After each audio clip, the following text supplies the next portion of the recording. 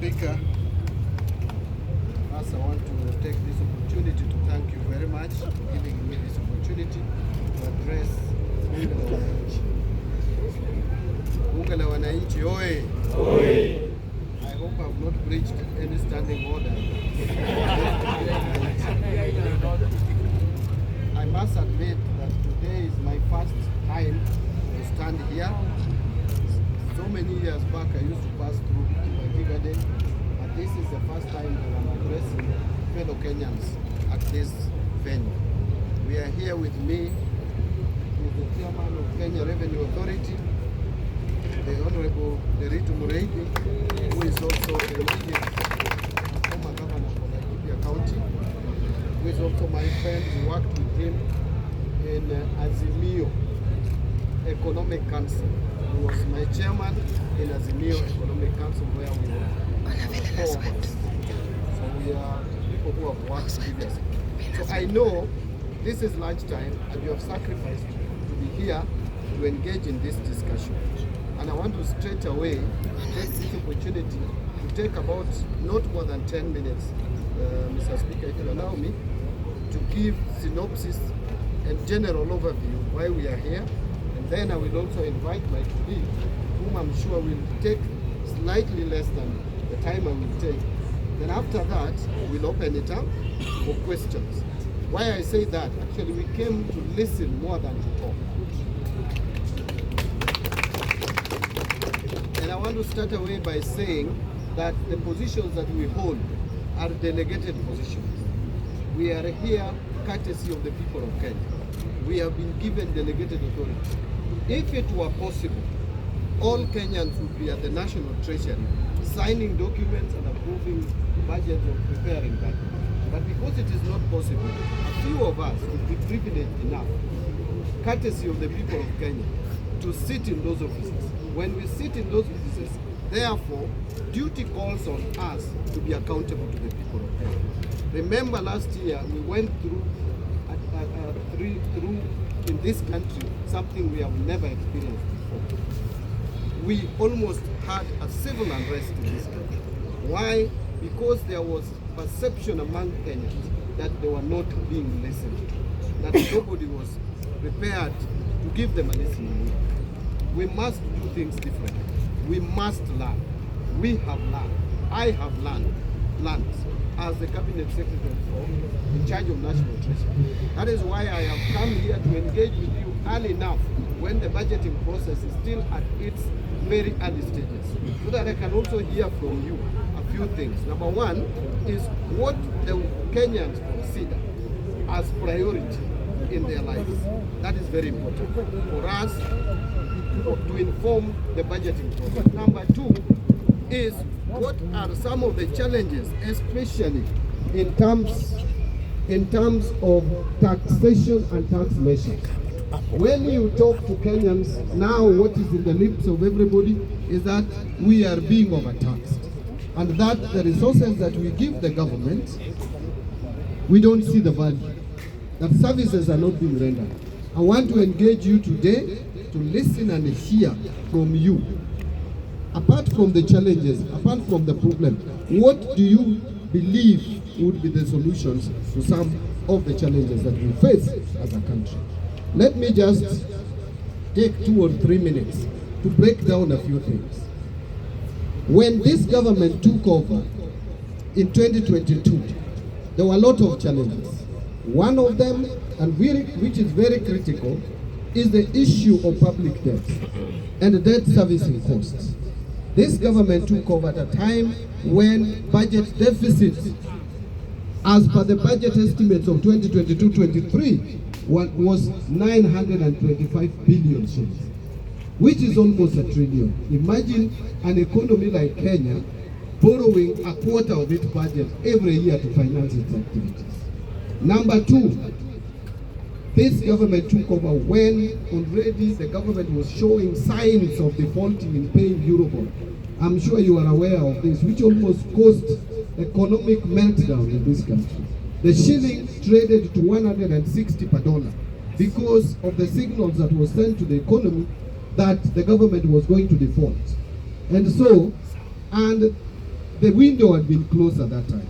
So that default, even though we avoided it, we must make sure, because going forward, some of you have heard me mention that Kenya, we will only have a breathing space between 2034 and 2048. Why do I say so? Because in 2027, there is going to be a Eurobond of 900 million to be paid in May, on May 22nd. That is the deadline. The following year, 2028, in February, 9 months later, we are paying another Eurobond, 1 billion, which was taken so many years back. Then, that is 2028. 2029 is 1.2. Then 2031, we have 1.5. And then 2034, we have another 1.2. So the only time that we don't have Eurobond to repay is between 2034 and 2048. As a country, if we are responsible in managing our finances, we cannot wait until 2027 to be able to retire or pay some of these debts. If we do so, it will send a wrong signal to the economy, and we will be back to where we were early last year. Let me mention the second thing. The second thing is, where are we now? Are we doing okay? The answer is no. We are not doing okay, but we are better than yesterday. Why do I say we are better than yesterday? There is this rating that has come out from the Moody's. Some people think ni mushene. This is not mushene. This is factual. But how was this informed? The credit rating is all about the ability of a country to repay its debts. And that can only be assessed from certain parameters, from certain fundamentals. The key fundamental is inflation rate. Our inflation rate has showed signs of coming down. It was 9.6 in October 2022. The prices were increasing. That is what is called inflation. The prices were increasing at the rate of 9.6%. That has come down now to 3.3%. That has given a good indicator to the market. The second one, and I want to move very quickly.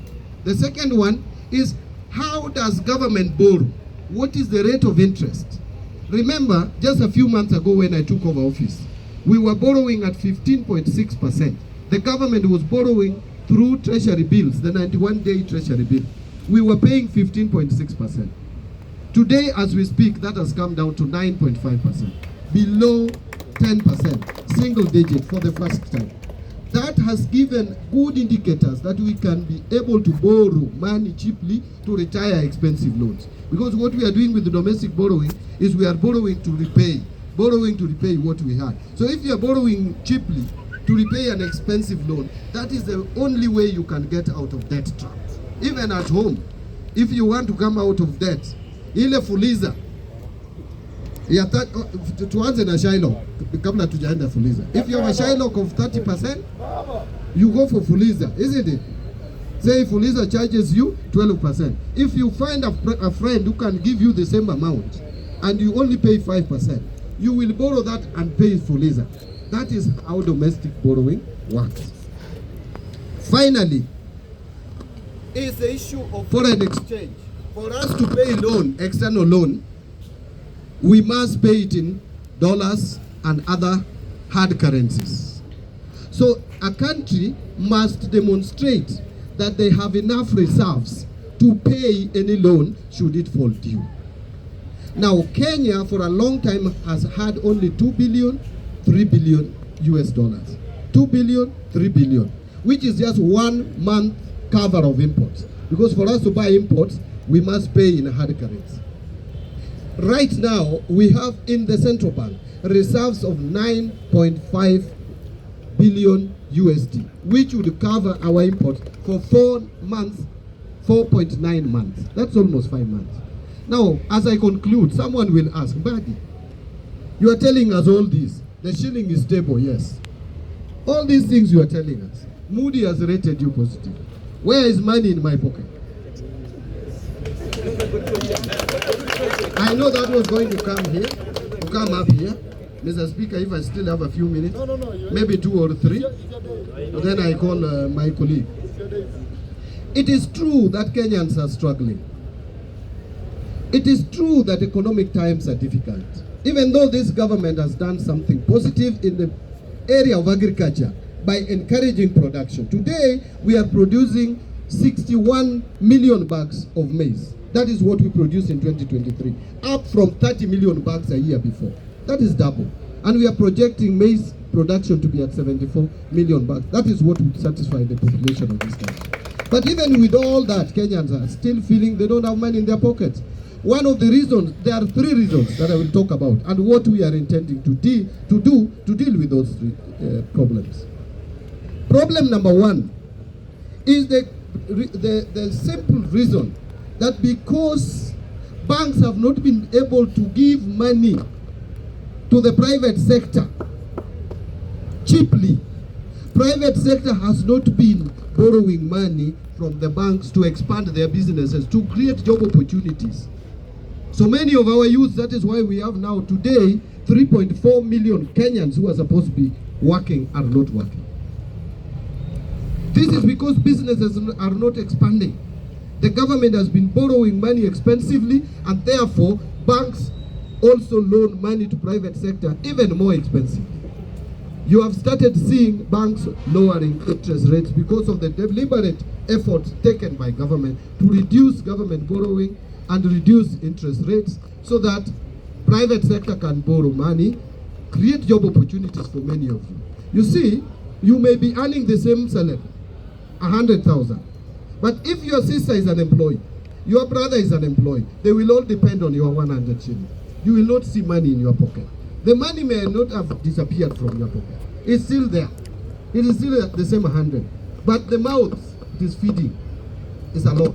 Therefore, we must make sure that we create space for employment for more people so that we have more income.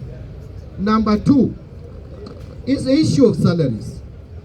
We brought chaa, we brought housing levy. Is that not correct?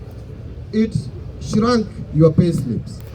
But there are efforts that we are making to make sure that you don't earn too low before the introduction of chaa and before the introduction of housing levy.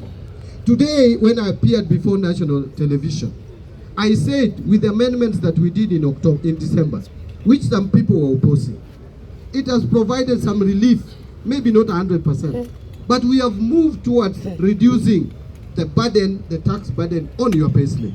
So when you are told that there is no effort, it is not true. How I wish some of you could just take a calculator and calculate if you are earning 100,000 shillings. Before the amendments that we brought to Parliament, that 100,000 shillings, 4.25% was going to chaa and housing levy, which is 4,250.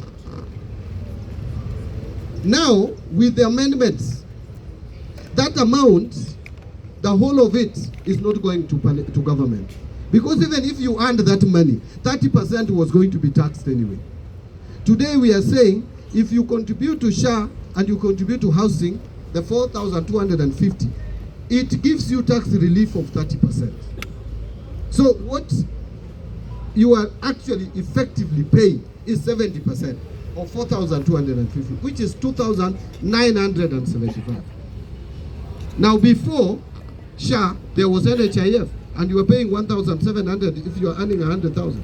So if you remove that from 2,975, you remove 1,700, you remain with 1,275. So someone who is earning 100,000, the only amount you are losing now, which you are not losing before this administration came to power, is 1,275. I am not saying that that is not money. It is. But it is not as big as some people are trying to portray. Because of the amendments we brought. We also brought amendments that if now you retire or you are laid off and you are given your gratuity, it should not be taxed. Now you take your money and go home. Pension is now not taxable. Even if you retire, so long as you retire procedurally, money that you contribute to the health insurance scheme, post-retirement scheme, is also now giving you relief. So there are so many things we are trying to do, and we will do more. Finally, the other reason why Kenyans are complaining